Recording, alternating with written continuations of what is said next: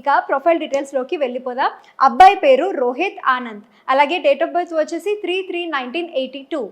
అమలాపురంలో పుట్టాడు. వీళ్ళది కాపు కులం, రోహిణి నక్షత్రం. అబ్బాయి హైట్ వచ్చేసి 5.9 ఇంచెస్. బీటెక్ చదువుకుని ఫైర్ సేఫ్టీ సొల్యూషన్స్లో డిజైన్ ఇంజనీర్గా వర్క్ చేస్తున్నాడు.